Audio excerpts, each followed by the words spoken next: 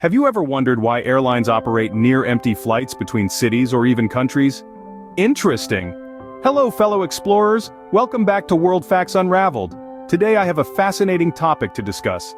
The intriguing question of why Qatar Airways operates near-empty flights between Adelaide and Melbourne. It's a head-scratcher, isn't it? Well, let's dive in and explore the possible reasons behind this phenomenon. But before we get into the why, let's understand a bit about the route itself. Qatar Airways, a major player in the airline industry, operates flights between Adelaide and Melbourne.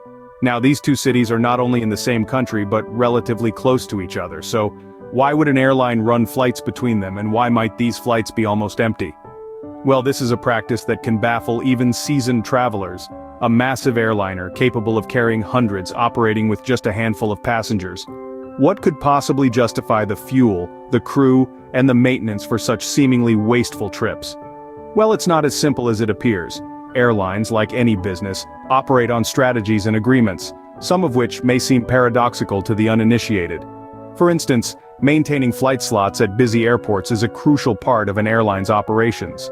In a world where time is money, these slots are valuable real estate. Then there are international flight agreements and complex treaties that dictate who can fly where and when. Sometimes operating a near-empty flight is just part of fulfilling these agreements. Seems counterintuitive, right? But there's more to it than meets the eye. First, let's delve into the concept of fifth freedom flights. Now, this might sound like something out of a spy novel, but it's actually a term used in the aviation industry. It's a right granted under the International Air Services Transit Agreement, a treaty signed way back in the mid-20th century, and it's one of the 9 freedoms of the air. The fifth freedom allows an airline to carry revenue traffic between foreign countries as part of services connecting the airline's own country.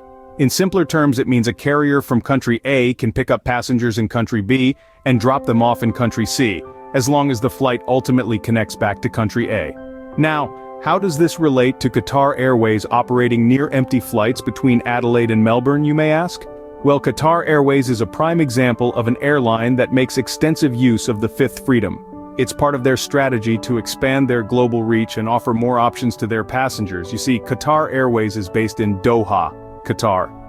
So, under the fifth freedom, they can fly from Doha to Adelaide, pick up passengers, fly them to Melbourne, and then continue back to Doha. And they can do this even if there aren't many passengers on the Adelaide to Melbourne leg of the journey. This might seem odd, but it's all part of a larger strategy. Qatar Airways is known for its extensive network of international flights, and by offering this additional route, they're providing more options for travelers. It also allows them to maintain a presence in these markets and potentially attract more passengers in the future. It's important to remember that while the fifth freedom flights might seem like a quirk of the aviation industry, they're actually a vital part of international air travel.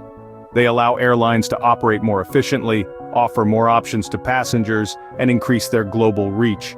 So, the fifth freedom flights are a key to understanding Qatar Airways' strategy. But why Adelaide and Melbourne specifically? Here's where strategy comes into play. You see, every airline has a unique network strategy, and Qatar Airways is no different. It's not just about moving people from point A to point B, but about creating a well-oiled global network. Think of it as a complex web of connections where every city, every flight forms an integral part of a grand design. And for Qatar Airways, Adelaide and Melbourne are key pieces of this puzzle. Why, you ask?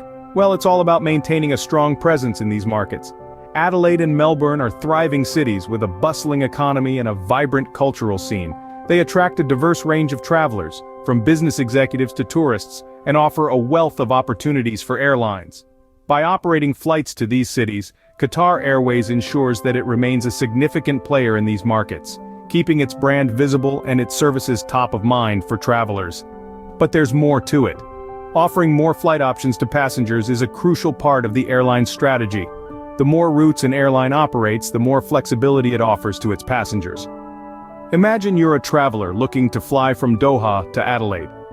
With Qatar Airways, you have the option to break your journey in Melbourne, adding a little variety to your trip. It's these small touches that can make all the difference in a passenger's overall travel experience, and Qatar Airways knows this all too well. Additionally, these flights allow Qatar Airways to optimize its fleet usage, ensuring that its aircraft are always in the air, generating revenue. An aircraft on the ground is an aircraft not making money after all. And so, while these near-empty flights between Adelaide and Melbourne may seem unusual at first glance, they actually make perfect sense when viewed through the lens of strategic planning.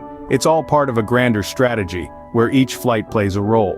Scene script, yet it can't all be about strategy. There must be some economic sense to it. And indeed there is. Let's start with the cost of landing slots. Airports charge airlines for the right to take off and land at their facilities. The price of these slots can vary greatly depending on the airport and the time of the flight.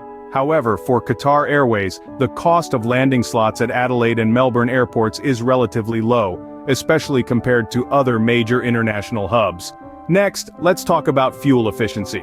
Qatar Airways operates some of the most fuel-efficient planes in the industry. This helps to significantly reduce operating costs, making even near-empty flights economically viable. Lastly, we shouldn't forget about the revenue from cargo operations. Even if there are few passengers, these flights are still carrying cargo, generating a steady stream of revenue for the airline. So, while the flights may seem empty, they are not entirely unprofitable. Let's recap what we've learned today. We've delved into the intriguing world of air travel, shedding light on the paradox of near-empty flights. These seemingly illogical operations are explained by a principle known as the fifth freedom flights. This principle allows an airline to carry passengers between two foreign countries as part of a service connecting the airline's own country.